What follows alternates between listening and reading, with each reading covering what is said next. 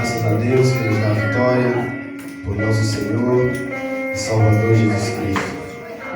Peço aos amados irmãos que abram as nossas Bíblias na temática deste culto. 2 Reis, capítulo número 5.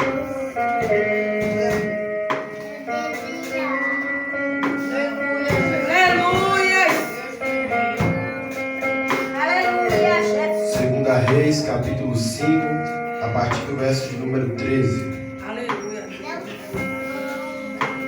Então chegaram-se a ele os seus servos e lhe falaram, e disseram: Meu pai, se o profeta te disser alguma grande coisa, porventura não a farias? Quanto mais dizendo-te, lava-te e ficarás purificado. Então desceu e mergulhou no Jordão 7 vezes, conforme a palavra do homem de Deus. E a sua carne tornou como a carne do menino e ficou purificada. Aleluia! Glória a Deus, Jesus. Ainda há milagre no Jordão. Oh, Ainda há profeta em Israel. Glória a Jesus. Meus irmãos, o texto que fizemos leitura nessa noite é bem enfático em mostrar que milagres muitas vezes vêm em ambientes em que muitas vezes não desejamos ir ou não desejamos estar. Milagres muitas vezes acontecem de situações a qual a gente menos espera. Na vida de Naamã foi desta forma. Quando o profeta libera a palavra de que Naamã deveria mergulhar no Jordão, o primeiro pensamento e o primeiro mover de Naamã foi questionar e não desejar ir. Mas a palavra de Deus vem nos dizer que quando Naamã ele decide realmente mergulhar, um milagre acontece. Jesus fala aos nossos corações nessa noite. Os milagres irão acontecer de onde você menos espera. Os milagres irão acontecer muitas vezes quando você entender que é necessário mergulhar no Jordão. Não somente uma vez ou duas vezes, mas 7 vezes conforme a palavra de Deus. O capítulo de número 5 começa relatando a história deste homem chamado Naamã. Este homem que no versículo 1 diz que ele é chefe do exército do rei da Síria. Um homem em que muita confiança era depositada. Um homem que no versículo 1 continua dizendo que era varão valoroso e por ele o Senhor deu livramento à Síria. No versículo 1, continuando, vai falar agora a deficiência deste homem.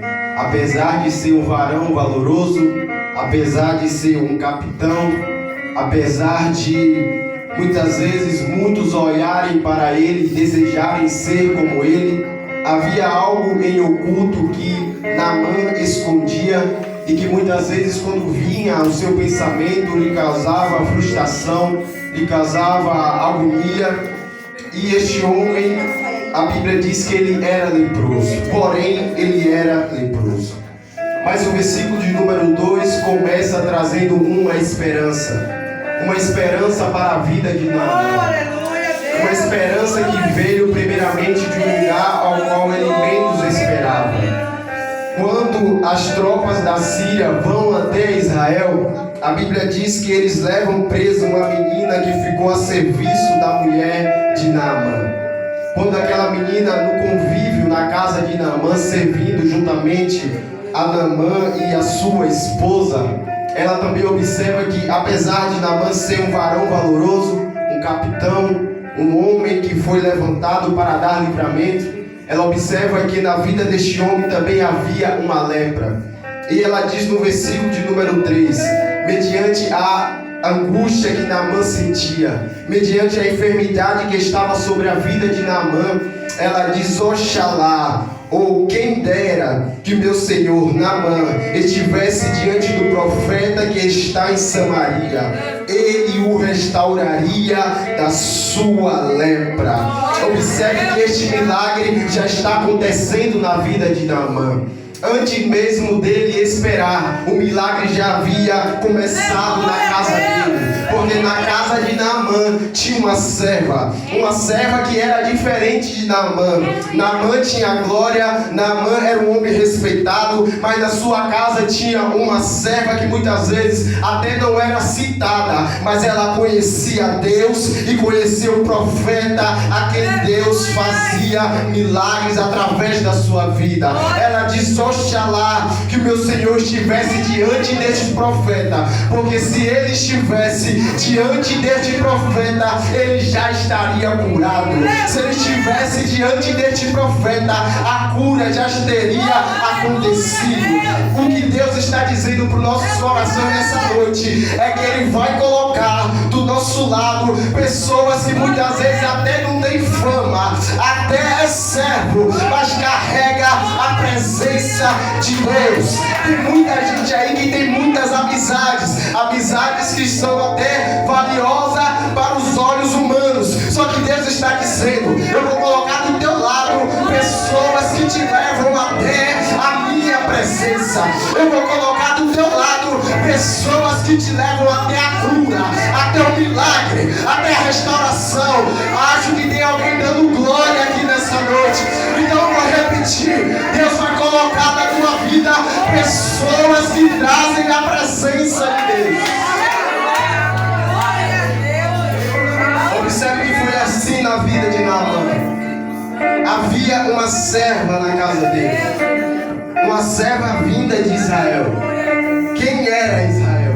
Um povo escolhido, um povo a quem Deus fez promessas, um povo que através de Abraão, Isaac e Jacó, Deus continuou essa descendência. Através deles viria o Messias. Israel era uma terra prometida, um povo escolhido, e lá se manifestava a glória de Deus. E de onde essa menina veio? Ela veio de Israel. Apesar de estar na Síria, apesar de estar na casa de Naamã, apesar de estar em um lugar idólatra, essa serva continua pregando e falando do Deus de Israel.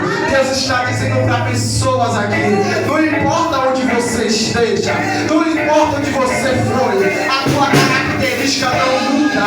Você é servo, você é igreja, você é Israel de Deus. Esta menina está na Síria, mas dentro dela ela ainda é israelita. Não importa onde você esteja, você continua sendo igreja de Deus. Ela disse: oxalá, versículo 3, oxalá que meu Senhor estivesse diante do profeta que está em Samaria. Samaria, cidade de Israel. Ele o restauraria da sua lepra. Naamã ouve. Ele ouve a voz da menina. Então ele começa a querer o milagre. Ele começa a desejar o milagre e saber quem é esse Deus a qual essa menina professa. Quem é esse Deus a qual essa menina, mesmo sendo levada cativa, essa serva, mesmo sendo levada como empregada para servir em uma casa idólatra, ela continua falando desse Deus. Da mãe quer saber quem é esse Deus que mesmo em ambiente de cativeiro continua fazendo seus servos permanecendo na fé. A mãe quer saber quem é esse Deus que está falando na boca desta menina, que foi levada cativa, mas não para de falar desse Deus, mas não para de anunciar que Ele é grande, que Ele ainda faz cura. Aquela menina estava em cativeiro, mas ela consegue olhar para Naamã e dizer: tem um Deus que cura, tem um Deus que liberta, tem um Deus que restaura, tem um Deus que dá cura, tem um Deus que faz algo novo acontecer. Naamã se interessa por isso. E ele vai, ele fala com o rei da Síria, ele pede permissão, ele envia cartas ao rei de Israel. Quando o rei de Israel recebe a carta de Naamã, ele rasga os seus vestidos. Ele se sentiu afrontado. Por quê? Porque Síria e Israel eram inimigos. percebe que no versículo número 2, realmente a menina foi levada de Israel para a Síria. Por quê? Porque eram inimigos, estavam em guerra, estavam em luta. Quando o rei de Israel vê esta carta, ele diz: quem sou eu? Sou eu Deus para restaurar esta lepra? E ele se sente afrontado, porque ao continuar o versículo 7, ele entende que aquilo poderia ser uma tentativa de invasão, uma tentativa de tentar fazer alguma coisa contra o reinado de Israel. Mas ainda há profeta em Israel, ainda tem servo de Deus. Versículo número 8. Sucedeu, porém, que ouvindo Eliseu, o homem de Deus, que o rei de Israel rasgara os seus vestidos, mandou dizer ao rei: por que rasgaste os teus vestidos? Deixa ouvir a mim, e saberá que há profeta em Israel. Eu vou repetir: deixa vir a mim, e saberá que há profeta em Israel, e saberá que ainda há um Deus. Porque você está desesperado, porque você rasgou os seus vestidos, porque você está pensando que não tem mais jeito, porque você está querendo parar, porque você está querendo desistir. Deus está dizendo: ainda há profeta, ainda há milagre, ainda há Deus que fala na terra. Oh meu Deus, será que tem crente ainda nesse lugar? Deus está dizendo: eu posso resolver, eu posso fazer, eu posso restaurar. Eu sou Deus Todo-Poderoso. Eliseu tem tanta confiança que ele diz: deixa vir a mim, deixa vir a mim, porque eu confio no Deus que eu sirvo. Eu sei que Ele é o mesmo hoje e será eternamente. Eu sei que Ele é Deus. Deixa vir a mim, e saberá que há profeta em Israel. Naamã vai, versículo de número 9. Naamã vai com toda a sua comitiva, cavalos, carros, até a casa de Eliseu. Eliseu já sabendo do que estava acontecendo, Eliseu já sabendo da carta, já sabendo de todo o contexto. Versículo de número 10.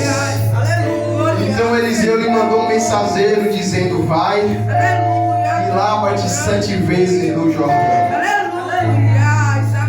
Vai e lava-te 7 vezes no Jordão, e a tua carne te tornarás e ficarás purificado. Ainda há profeta em Israel, ainda há milagre no Jordão. Ainda há milagre no Jordão. A palavra é manifestada para Naamã, e Naamã primeiramente recebe esta palavra e diz: eu não quero ir. O Jordão é um rio sujo.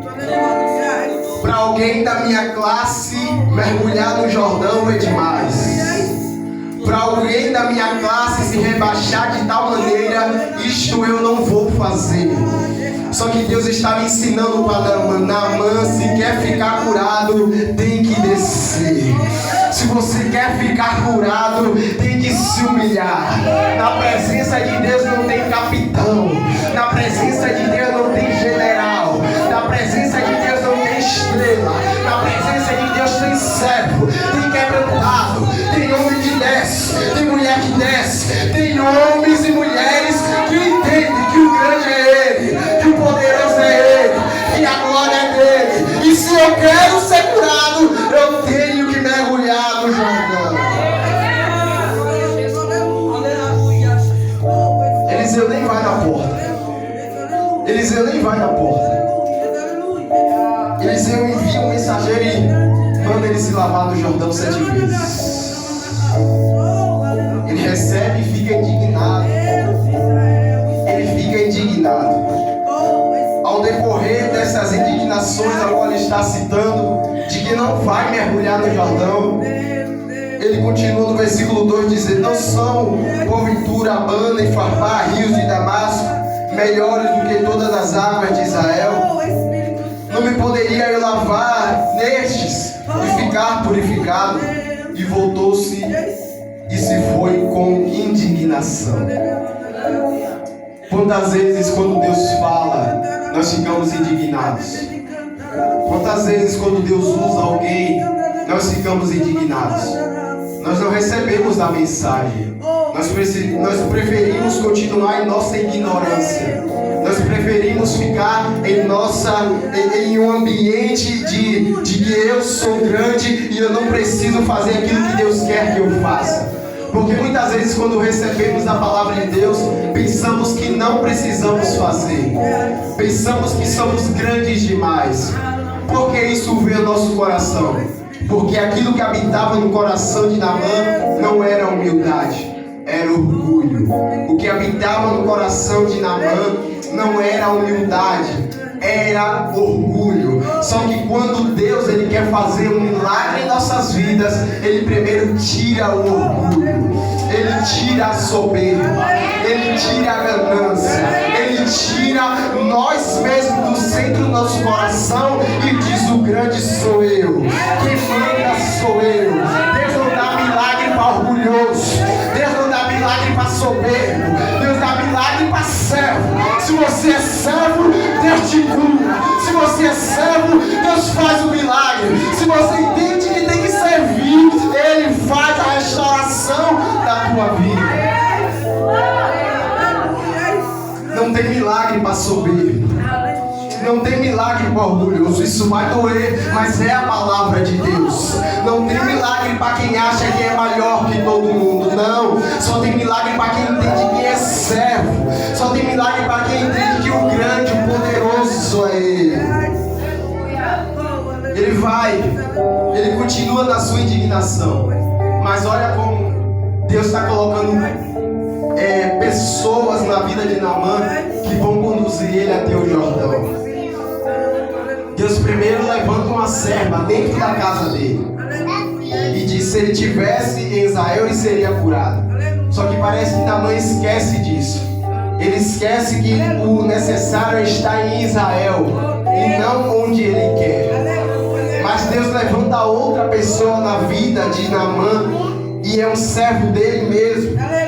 Versículo de número 13. Então chegaram-se a ele os seus servos e lhe falaram e disseram: meu pai, ele diz aqui em um ambiente de respeito, ele fala respeitando Naamã: meu pai, se o profeta te dissesse alguma grande coisa, porventura não farias? Porque achamos que para acontecer um milagre, a gente tem que subir um monte tão alto que as pernas vão cansar tanto, que a gente pensa que só subindo um monte bem alto nós vamos conseguir a nossa vitória. Porque pensamos que para conseguir um milagre, a vitória, é necessário não faltar nenhum dia da campanha. Não. Para conseguir um milagre, a receita não muda. Para conseguir um milagre, não precisa grandes coisas. Às vezes a gente quer fazer grandes coisas para provar para o homem que vai ter um milagre. Muita gente não faltou a campanha porque acha que não vindo em todos os dias da campanha vai receber o milagre. Só que Deus está dizendo: melhor do que passar toda essa lama e não faltar nenhum dia da campanha é fazer o simples. Abre teu quarto, fecha a tua porta, coloca teus joelhos no chão, faz o simples que eu faço o milagre na tua vida. Começa fazendo o simples que o milagre vai acontecer.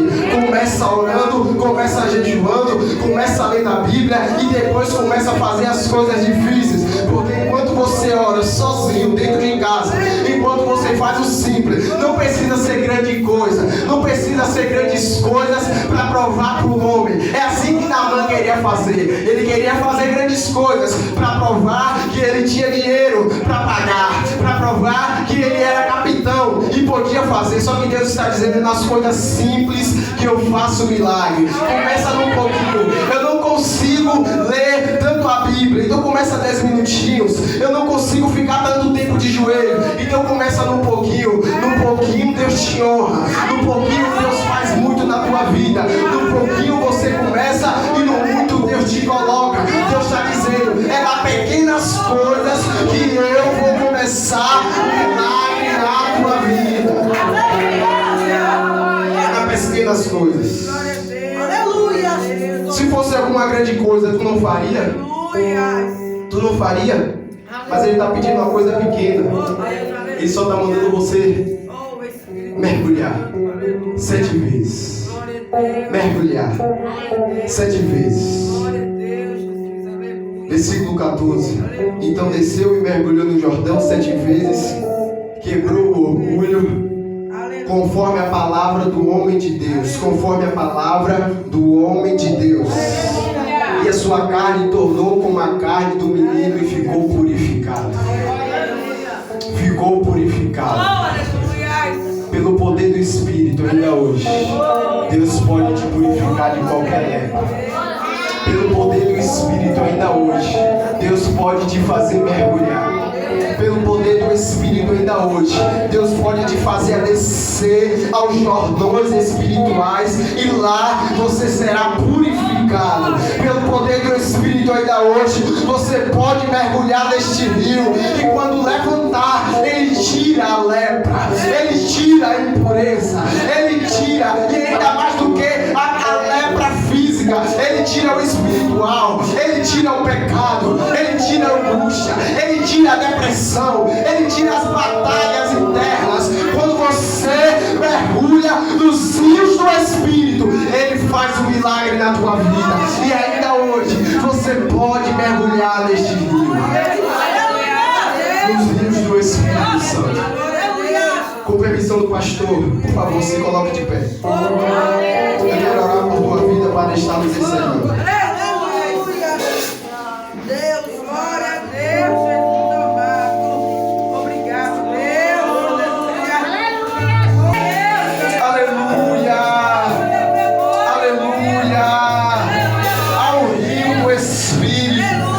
Quem desejar mergulhar, quem desejar descer, quem abrir mão da vergonha, quem abrir mão da timidez e começar a abrir a boca e dizer: eu quero mergulhar, eu quero descer, eu quero viver, eu quero descer nessas águas e sair purificado, vai começar a ser purificado agora. Deus vai fazer uma transformação agora. É só se desprender, é só abrir o coração e os rios do Espírito vão trabalhar ao teu favor essa noite. Glória a Deus. Pai, em nome de Jesus. Aleluia, Deus. Pai, em nome de Jesus. Aleluia, Espírito Santo. Nós te glorificamos, exaltamos o teu nome nessa noite. Oh, Espírito Sabemos que tu és o Deus que ainda nos faz mergulhar no Jordão. Tu és o Deus que ainda nos faz mergulhar nos rios do Oh, Espírito. Espírito Santo. Tu és o Deus que nos faz ainda partilhar da tua glória e ficar limpo de qualquer lepra, de qualquer pecado, de qualquer impureza. A tua palavra diz que o Senhor nos faz brancos como a neve. Tu nos purifica, tu nos lava, tu nos restaura, tu nos faz limpo, tu tira, seja qual for a lepra, seja lá quando nós adquirimos esta lepra, seja qual for o momento da vida, nós cremos que nessa noite há uma restauração, há um poder do Espírito, há um Deus que limpa, há um Deus que restaura, há um Deus que sara. E nós te pedimos nessa noite, Senhor, que possa haver restauração, que possa haver cura, que possa haver libertação, que toda a lepra fique no fundo do rio e que teus servos se levantem limpos, curados, libertos, sarados pelo poder da tua palavra. E você exalta e glorifica o santo nome